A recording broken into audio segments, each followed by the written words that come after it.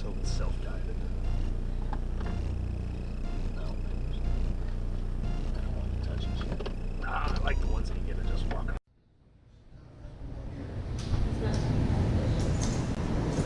Alright guys, how's everybody doing today? Good. Good. Have any of you guys ever been here before? Yes. Alright. Is this going to be anybody's first time ever going into a cave? Not just this one, but any cave. Alright. Those of you, this is a really cool cave if you're first. There's a lot of neat stuff that you guys get to see down here. This is the highest rated cave or cavern on the eastern side of the country. You guys get to see a lot of really big formations, and you can take pictures throughout the way. On one side of our cave, you get to see our big room. That's the largest toured room on the eastern side of the country. You can almost lay an entire football stadium in there. It's a great spot for pictures and group pictures. Huge room, a lot of huge formations. And if you guys want like a picture with you and your family or something like that, all you gotta do is ask me, and when we're up there, if you get a camera we can use, I'll be able to get you some. We'll hang out up there for about 10 to 15 minutes, and whenever we're done in the big room, we're gonna backtrack a little bit and retrace our steps. And on the other side of the cave, you get to see one of the tallest underground waterfalls in the country. It's called Silver Falls. It's about 200 feet tall. It's a pretty sight there at the end. That will be the last stop on the tour, and after we're done with the waterfall, we'll come back, and we'll head right back up the same way that we went down.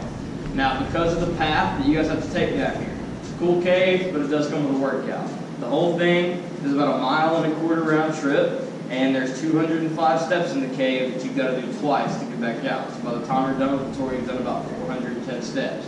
Now, sounds like a whole lot, but it's really not that bad. Most of the steps are pretty spaced out down here. We take our time. We'll be down for like 1.5 hours, so you're not like in any rush or hurry or anything like that. And it's 58 degrees down here, so that nice cool temperature just keeps you cool as you're walking through. And I think it feels great. It might be kind of chilly at first, but once you get moving, it feels pretty good down there. My name is Gavin, and I'll be your tour guide today. So if you do have any questions as we're going through or anything like that, don't be shy. All you have to do is ask me, and I'll probably be able to answer any questions that you guys have. I've worked here for almost 3 years, so know a whole lot about the cave, so definitely don't be shy to ask questions down there. Before we do head on down, I'm just going to go over some of the basic history of the cave, and I'll tell you guys about how this place was first discovered and came to be opened up today. And whenever I'm done with that, we'll actually head on down and go through the tour. So this cave was first discovered by 2 little boys back in the early 1930s. These 2 boys' names were Bill Vananda and Harry Myers. When they first started playing around the cave, they were only about 6 and 8 years old. So they were some pretty young kids.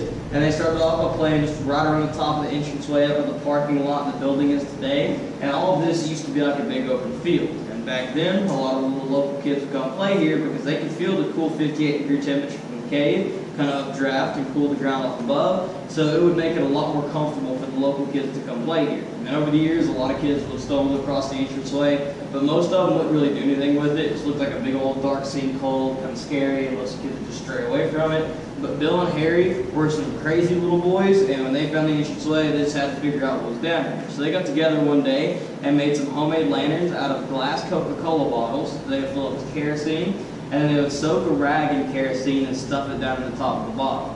Now, what would you guys call that? A lot of people would call that a Molotov cocktail. And that's pretty much the same thing. We're just rednecks around here like to call them hillbilly lanterns. But for obvious reasons, that wouldn't be the safest thing for them to be walking around with. And it didn't give up a whole lot of light, just around 6 to 8 feet in front of them. That was just enough for these 2 little boys to get down here and do some exploring. With that, they would play down here in the cave. Throughout their childhood, they would play down here quite often. However, I mean, if you have kids, you probably wouldn't let them go play into a big unexplored cave because that'd be pretty dangerous. And Bill and Harry thought that they would get in a lot of trouble for playing down here, so they just never told anybody about it. They always kept it kind of like a private little clubhouse, always kept it secret. And they kept that secret for quite a long time throughout their early life. They both went to college, graduated from college. They actually went to Maryville College. That's not too far from here. Some of you guys might know where that is. And then basically right after they graduated, they were both drafted for World War II. And they both had to go fight in the war. They only fought in Europe. They never fought in the Pacific. And once the war in Europe was over, they were able to come back home. By the time they got back here, they noticed that even up to that point in time, nobody really knew about what was down here in the cave. A lot of people knew there was a cave in the area, but nobody really thought anything special about this one because there's caves all over East Tennessee. But since Bill and Harry had played down here as little kids, they kind of knew how big and open the cave was, and they figured they could market that and make a little bit of money off of it. So they started to buy some of the property up around the entranceway. They ended up buying around 100 acres of land, and they bought the mineral rights so they could actually own what was underground. And once they got all that property and everything settled, they started to open open this place up. They did kind of have to widen up the entranceway because the original entrance was a hole about that big around or so. Most people would have to crawl through a little bitty hole to get down there, so they did widen this up. However, everything you're going to see down in the main body where the cave really opens up, they didn't do any like blasting or excavating down there or anything like that. All they did was pour in concrete to make walkways, flattened off certain areas with concrete, and then they used rakes and trowels to make these little grooves to help your traction down there. And that kind of helps make it where you're not sliding around a whole lot. But once they got all that manual work done, you know, the concrete, the hand railings, the cave was opened up to the public in 1953, and we've been open ever since then. This is the 65th season the cave's been open, so quite a long time. And hopefully, you guys will have a good time down here with me. It's a really neat cave, even if you're, you know, kind of familiar with caves and you like to go on a lot of them. This is a good one to see, and if you're not too familiar with caves, it's very big. It's all on concrete paths and walks, and it's a good one to start with, just because it's not too hard to get through. You do get to see a lot of neat stuff. While we're down here, I want to be honest with you guys for a second. If you guys want to have a really good tour, you have to talk to me a little bit. If you all just sit there and look at me the whole time, it makes it really awkward and boring for both of us. So, talk to me down here. We'll have a lot more fun. Even if, you know, you don't really have a whole lot of questions about the cave, I'm going to assume that a lot of you guys are probably on vacation right now. And if you have questions about like other things to do in the area or places to eat or something like that, just ask me. And as long as we're talking, let's have a lot more fun. Because I mean, just imagine if you're in my shoes and everybody just looks at you the whole time. Because I have some groups will ask them a question or something, or ask them for a group picture if they want one, and then they'll just kind of look at me. It makes it kind of boring. So talk to me, we'll have a lot more fun. And then you guys can take pictures as you're going through. If you have a camera or a phone, you can take pictures. If you have a flash, it's perfectly fine. It's not going to really bother anything down here. If you're going to be using a smartphone, it's a really good idea to turn them on airplane mode, because while you're down here in the cave, you're not going to get any signal, but your phone will keep searching for signal. It'll run your battery down really fast. It's called roaming. And if you turn it on airplane mode, it'll stop that, and you'll still be able to take pictures and all that. And you most likely won't get a phone to call down here anyway. There's no cell phone towers in the cave. But that's up to you. That's pretty much it for up here in the basement. We're going to go ahead and start to make our way into the cave. As far as questions go, just remember that I'm Gavin, so if you do have any, you can just yell my name and get my attention. Through the entranceway, there are some low spots, so make sure you're watching your head. You got to get pretty low through here. And it is going to get wet, but it's really not very slippery. And as long as your shoes have a little bit of tread on them, you should be fine. I mean, these work for me, and they're basically falling apart, so you should be okay. And just in case you got the hand railings to help you through, you can follow right down here.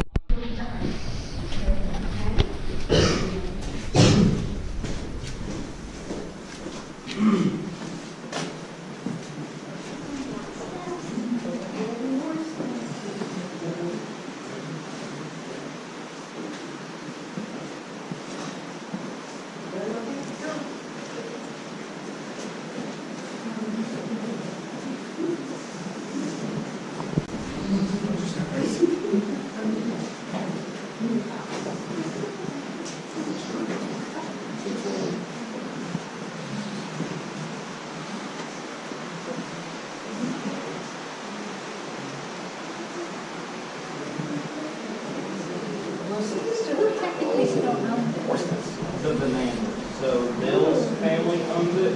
Bill bought Harry's part of the cave in the 80s, and Bill passed away in like 1998. His two sons, Steve and Philip, own that right today. Did a man or a lady sell you the cave? That was Philip, so he's one of the men.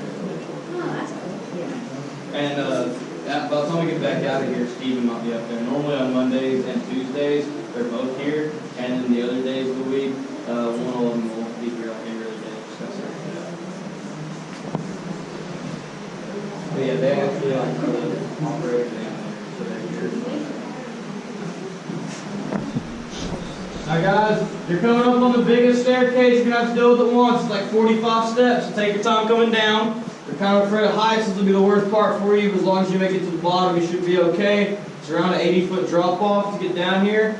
If you are scared of heights, I don't have very good advice, but you can look to your left if you want, and that's the best I can do for you.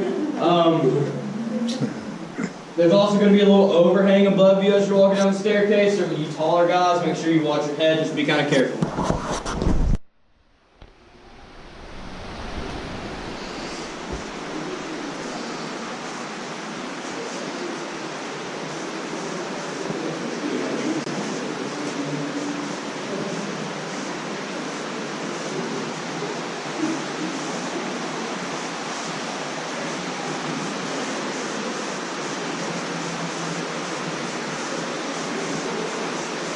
Has the cave ever flooded up? Yeah. I've never actually seen it. Like I said, I've worked here for like 3 years. I've seen the water level raise like 2 feet maybe where it is right now. If it rains like 3.5 inches for 3 or 4 days straight, the ground stays pretty saturated, the water is just Showing it was like right at the entrance, and then once you got in there, you were like, this is like filled with water. She was like, it's good fun.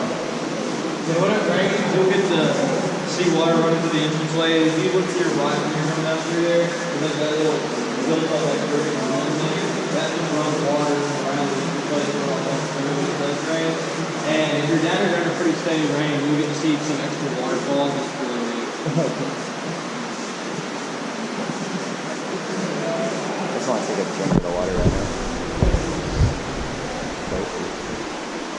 Are you a good listener? Oh, did you guys hear?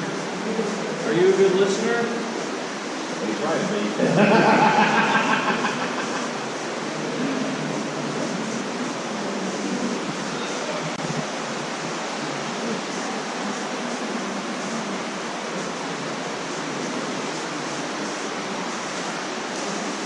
You got shy?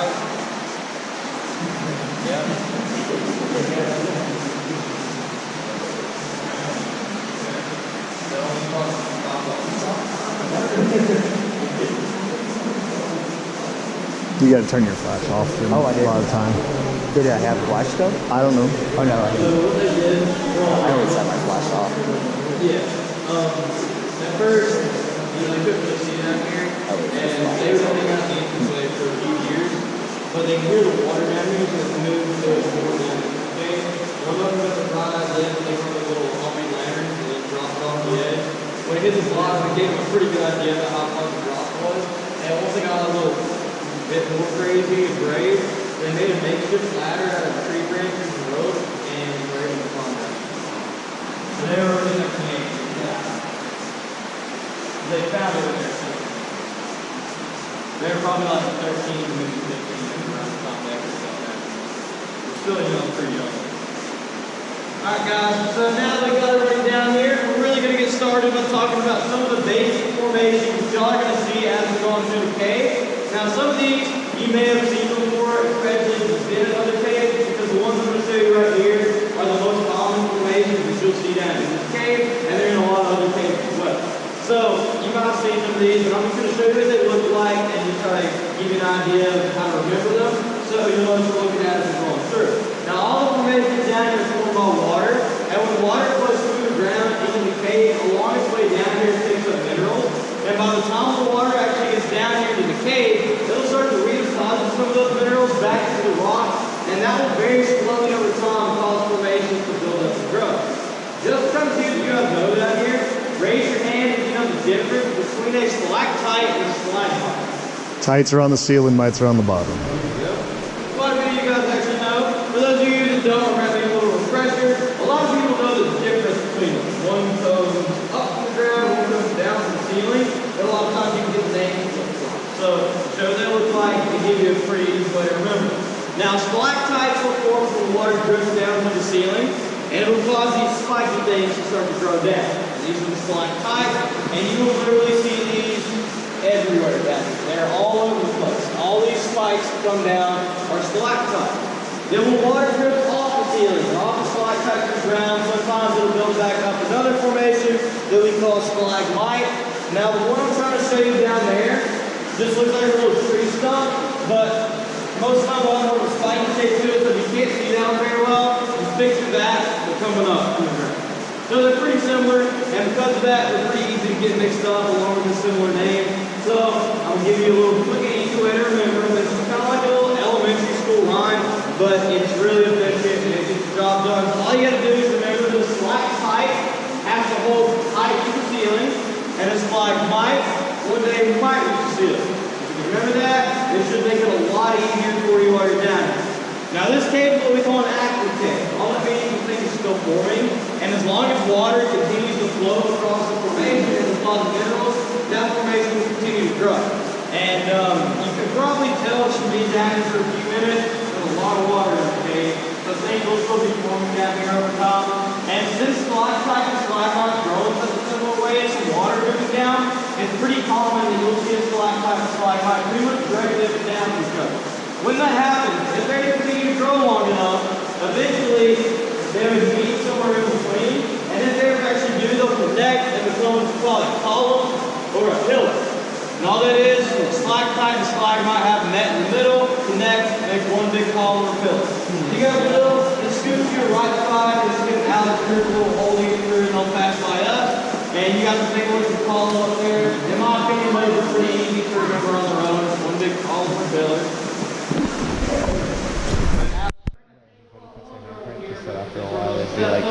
Just remember as you're going through, you can look at your right, picture of it, and if you have questions, make sure you ask.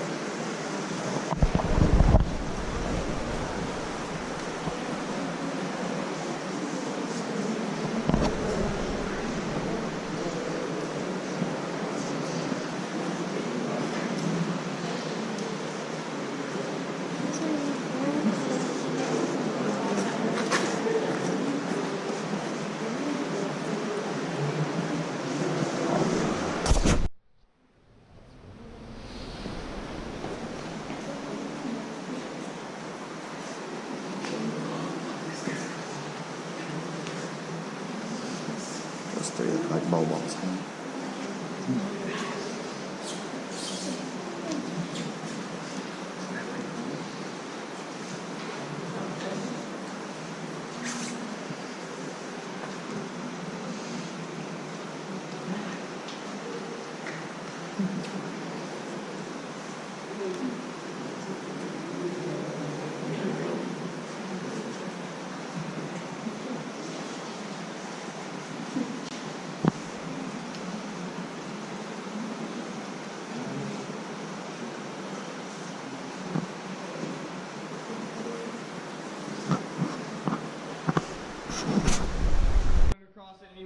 You can probably tell just by looking at it, there's no water on it. When a formation is dry, it's not going to get the water flowing across it or the minerals inside the water. Therefore, it's not going to grow anymore.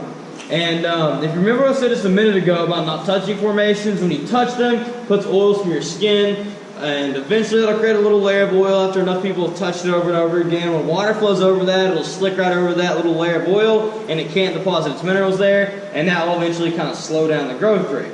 Well, since this one's dry and it's not growing anymore, we call it a dead or dormant formation. If you touch one of the dry formations down here, you're not going to do anything to it because it's not growing anymore in the first place.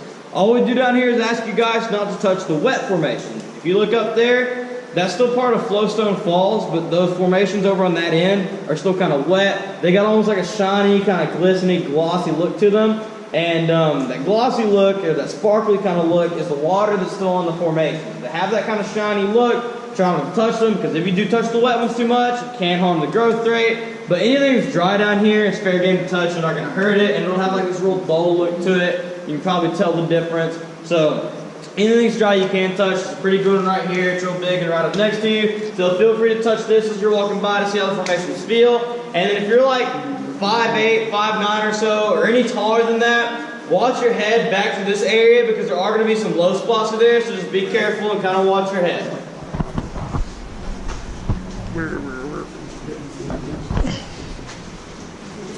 Was the green growth on that from the light? Huh? From the light shining on it? Green growth? Oh, little plants? Yeah. Yeah, so we leave the lights on like all day long. They get turned on at around 10 o'clock when the first tour goes down, and then about 7-ish or so when the last tour comes out of the cave, and they turn them off. And since we leave them on all day, you'll see small plants like this growing. And the only plants you see down here are spread by spores, not seeds, and the bats will carry those around. And normally these plants that grow from spores don't take as much light or heat to be able to grow, and should be able to grow down here as long as they're around the lights. Just watch your head through here, guys. There are low spots. Watch your head. Watch your head. It's like a dragon horn. You literally just said that you weren't paying one bit of attention.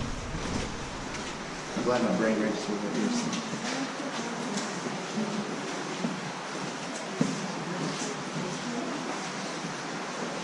Watch your head.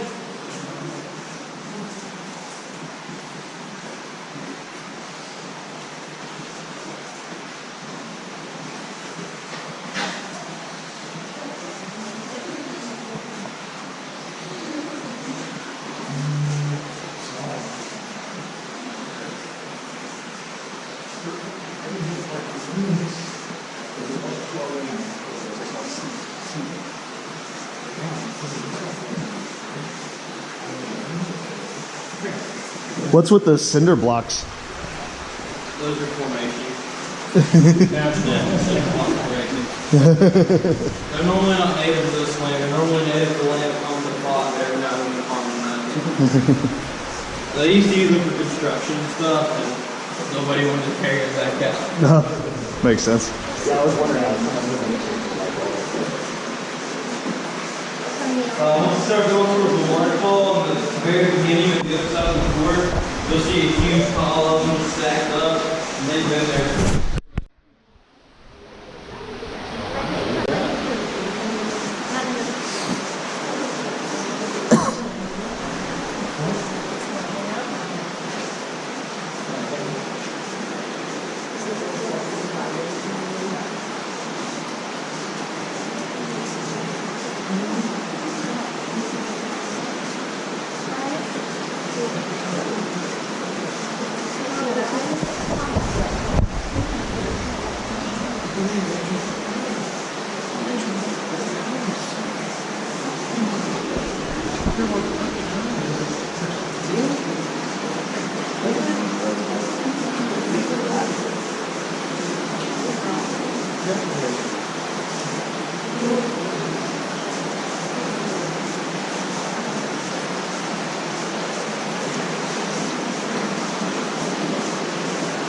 On this next staircase that you're going to go up, there's going to be a bit of a low spot towards the top of it, so just kind of watch your head on your way up here.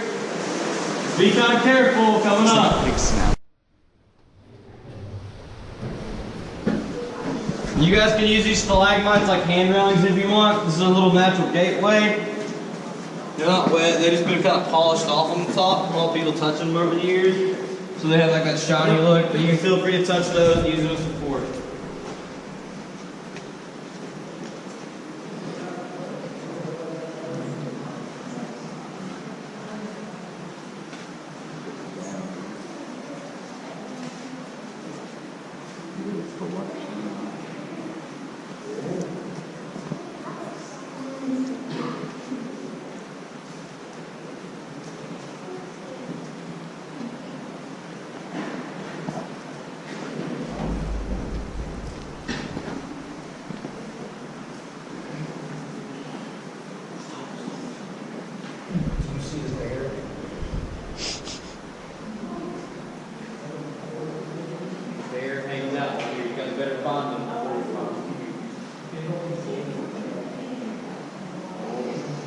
See him? You want me to show you where he's at? Look up there.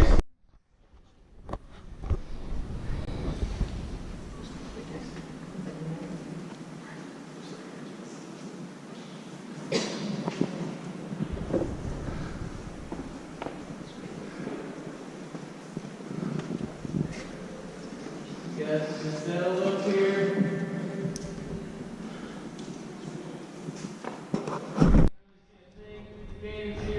Right to your face. If we get lucky, we'll catch you on the stairs.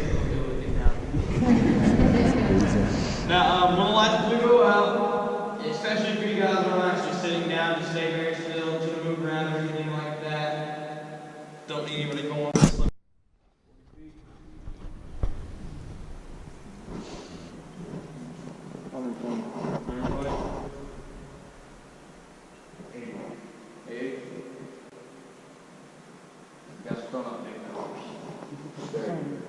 It's getting closer. 9 hands. 3 meters. 25, I think 19 and 25 closest. I think, no, 3 meters would be there. They're both over 20 feet tall. Both of these stalagmites. The one on the left is the pinnacle of the Washington Monument, and it's about 22 feet tall. The one on the right is a cactus and a palm tree, and it's about 24 feet tall. They're both over 20 feet. Some real big formations over there. You won't see stalagmites that big, any other point in the cave. It's pretty neat. I already kind of showed you guys the chandelier, but if you didn't get a good look at it, make sure you do now. One of my favorite formations down here is that really skinny stalagmite down here.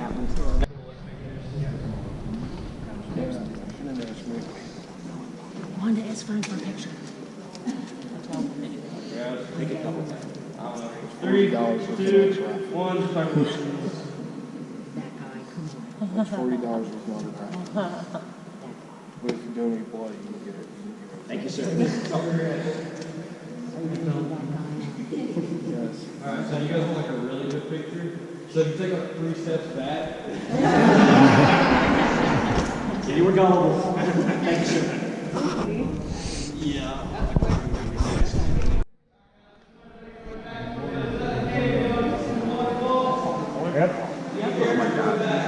Acapulco cave diver. Watching the filming, it's going to be for ESPN. You just start throwing nickels in the water and everything. They have a pamphlet up there for it. It was like, oh.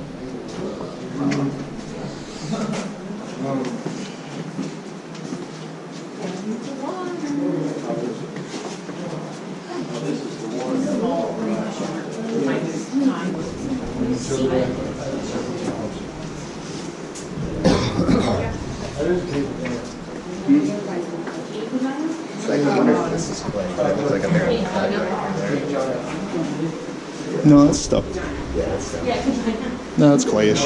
It's just a big old cut right through there.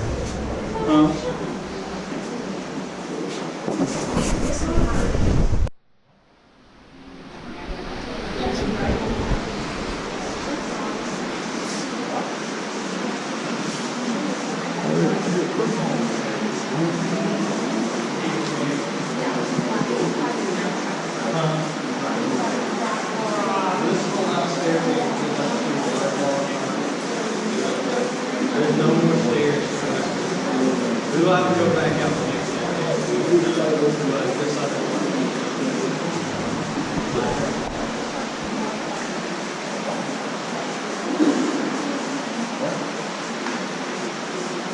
Alright guys, so that's the last staircase on the tour, so we're heading back out of the cave. This much less strenuous, a lot easier like I was saying. There's only one stop before the waterfall, so we'll wish you well, we'll stop there for just a minute. And then we'll have the waterfall. We'll be there in like 15-20 minutes maybe. Everybody's doing this guys.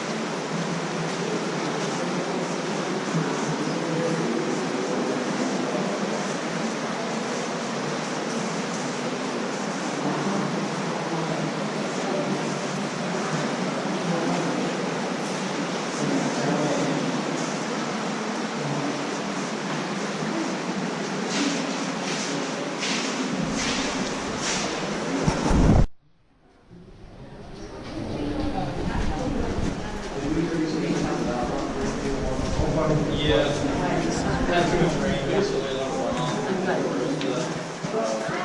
gonna make a wish?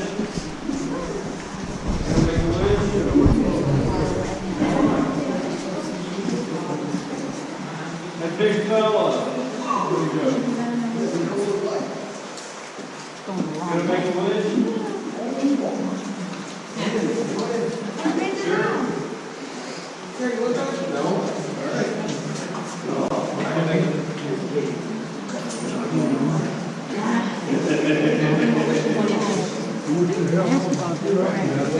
My wishes for you.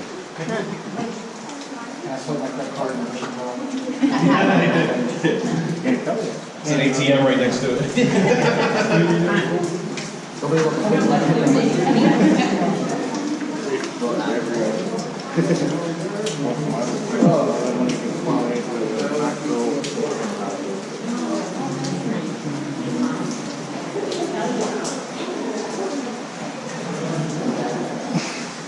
It's pretty cool.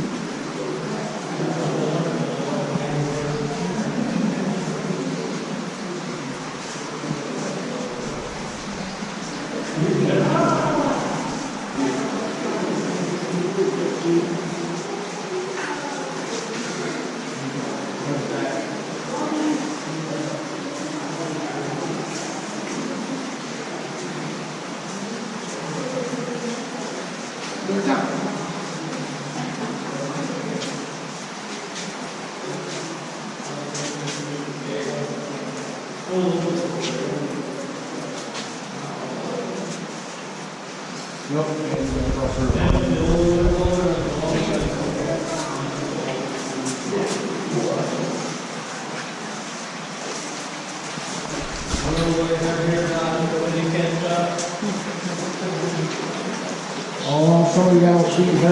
By Al-Qaeda. Somebody stepped over there. So you gotta change the light bulbs. No, I know. Oh, that's gonna be good.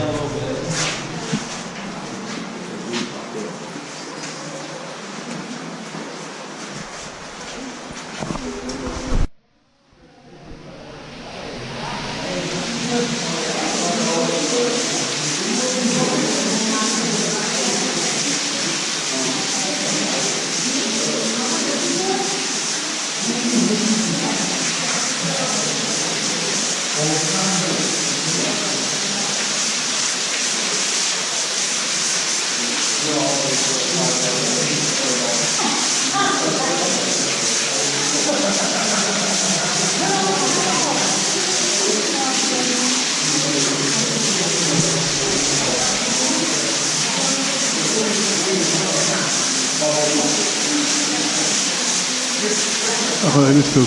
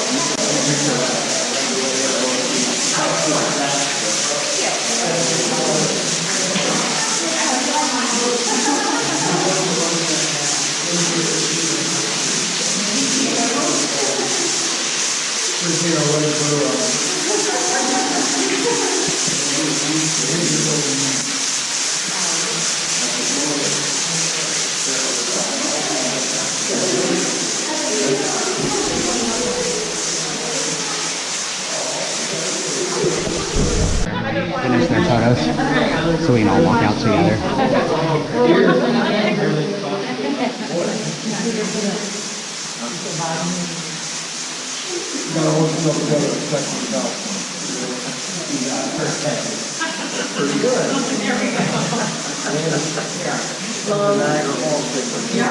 Alright guys, so what I'm going to show you right over here is an echo chamber. It's pretty neat. All we do is stick the head in this little hole and hum, so just go hum. And make it sound a whole lot louder. You just said horrible? Oh, wow.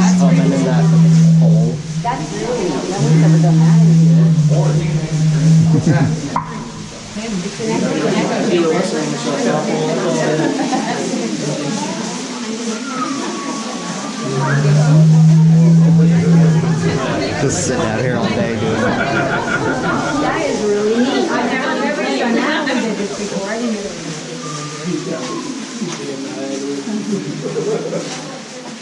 Next one, do it. Go for it.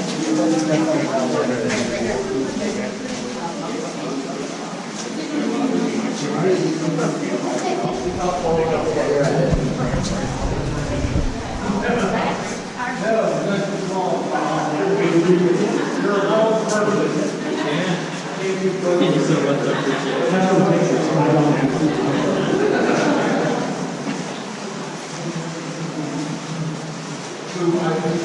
it.